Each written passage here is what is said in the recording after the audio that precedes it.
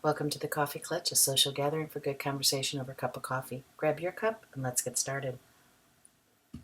Now, if you like what you hear today, I hope you'll push the like button. I hope you share it and subscribe. Now, today's old saying is, no good deed goes unpunished. And haven't we all experienced that at one time or another? You make this gesture of kindness, and oftentimes it can blow up in your face. And it's important for us to hear this old saying because it's a reminder that it's not an experience that you're feeling, that you alone are feeling. It is clearly an experience that's common to all of us. Now, this saying is attributed to a number of people if you do a Google search, but it seems that Claire Booth Luce is mentioned most consistently. And she was an American dramatist born April 10th, 1903, and died October 9th, 1987. Well, I reached out to some family and friends to ask them some of their most vivid examples of no good deed goes unpunished, and I heard a number of interesting things. I heard one quite simple, and it was my sister Miriam had drawn a 4-leaf clover on her daughter's cheek while she was sleeping the night before her birthday. She was a St. Patrick's Day baby, and she thought it would be so darling and sweet for when she woke up in the morning to see this little clover on her face. Well, it didn't exactly go that way. Apparently, she was quite upset when she saw it, very frightened by it. Where did this come from? How did it get there? How do I get it off? Not the happy birthday my sister was expecting that morning. But what are you going to do? You try.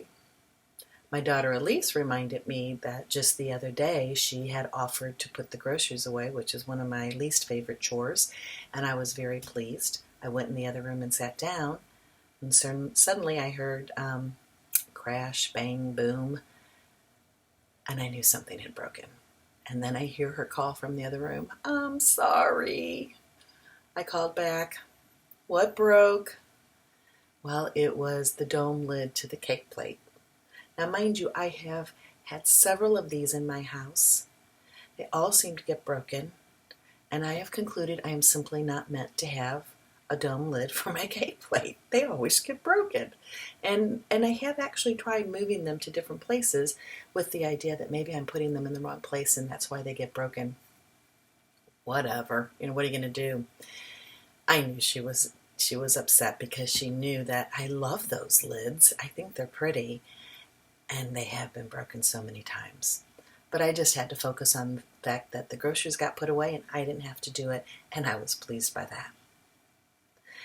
There was another story that my sister Victoria shared, and this one was on a much larger scale.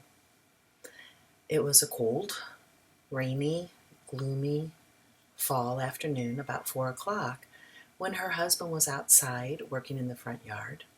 Across the street from them is the parking lot to the high school, and he noticed a woman in her car with a couple of teenagers, and it became apparent that she was having car trouble and didn't seem to really know what to do. He walked across the street and began a conversation with her, and long story short, he offered her their truck and said, go ahead and take the truck and just bring it back on Monday because this was a Friday afternoon. Get done whatever you need to your car. We don't need it for the weekend. You take it. And she took him up on his generosity, which of course was really very sweet of him to offer that. He goes into the house to tell his wife, "Hey, the truck's not going to be here this weekend. I gave it to this lady." My sister asked, "Well, who was it? What was her name?" "Oh, I don't know." "Well, did you get a telephone number?" "No." "I guess it means you didn't get her address either." "No, I didn't think I needed to. I mean, she was stuck. I gave her the car." My sister laughed and said that sounds just like her husband. He trusting, gave her the truck, and she decided, what? She wasn't going to worry about the fact that he had done it without getting any information, that it was a kindness, and that was that. Well, come Monday morning, the good news is the woman did bring the truck back. Not only did she bring it back, but she had it filled with gas, and she had the oil checked and changed or filled. I guess she added more oil to the car, which they were really appreciative of. And So the story was quite beautiful. But the story didn't end there. A couple weeks later, as my sister's opening the mail, she pulls out of the envelope a ticket for $100 for someone having making a right-hand turn on red without really coming to a full stop. Well, it took them the longest time to figure out, well, where is this? Who drove the truck in this area? I don't, neither of them recognized the area. It took them a while before they realized, oh, this must have been the woman who borrowed the truck. And indeed it was.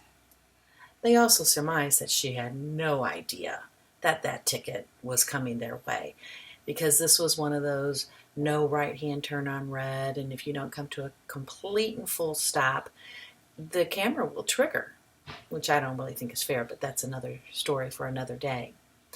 So their decision was to go ahead, pay the ticket, not bring it to her attention, not try to get reimbursed, and just figured, you know what, we were trying to do something nice for her. We're not going to stick her with this $100 bill, which again makes the story all the more beautiful because it was truly a generous gesture. But she had to admit she did feel just a little bit frustrated that, we try to do something nice, and what happens? We get a bill for $100 in the mail, and that can feel so discouraging. So what do we take from this? If no good deed goes unpunished, do we just stop? Do we just give up and say, skip it? It's each man for himself? Well, I hope not, because I think these stories are beautiful stories, and I take these stories and I place them into another old saying, and it's an Aesop's fable. And as we've mentioned before, Aesop was the sixth. Let's see, he lived in the 6th century before Christ, the 6th century BC, thousands of years ago. And I love his fables, and each of his stories gives a moral to the story. And the story that's apropos here is the story of the mouse and the lion. And the gist of the story is the lion catches the mouse, he's going to eat the mouse begs for his freedom and promises to do something good for the lion someday, that he would be there to help take care of the lion someday. And the lion scoffed at such an offer. What could that little tiny mouse do for him? But for whatever reason he's moved, he sets the mouse free.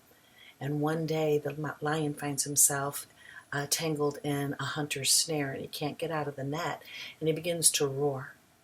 The mouse hears the lion roaring, rushes to his aid. He gnaws at the rope and creates a hole in the net, allowing the lion to be set free. And so the moral of that story, as Aesop says, is that kindness is never wasted. So that doesn't mean it may not be punished, but it's still not wasted. And I hope everybody walks away remembering that, because it would be a horrible world if all we could assume was that no good deed goes unpunished. That old saying's good to remember, as I said before, because it reminds us that we are not alone in that experience. You're not the only one that feels like, gosh, no matter what I do, it ends up backfiring on me. Well, first of all, that's not really true. There are things that we do that are recognized, and that does feel good. But those times when you're feeling like no good deed goes unpunished, just remember that that act of kindness is not wasted. The fact that my sister had to pay a $100 bill seemed unjust, but her act of kindness wasn't wasted. I mean, imagine what those young kids in that car learned that day when that man, that stranger, offered them the car. And then they saw their mother so graciously accept it and return the car filled with gas. What a beautiful thing for some young person to witness. And for us older people to experience and to not forget to be kind to one another. So when you're feeling that no good deed goes unpunished, just don't lose sight that a kindness is never wasted. Enjoy your cup of coffee, I hope you come back to visit. Take care.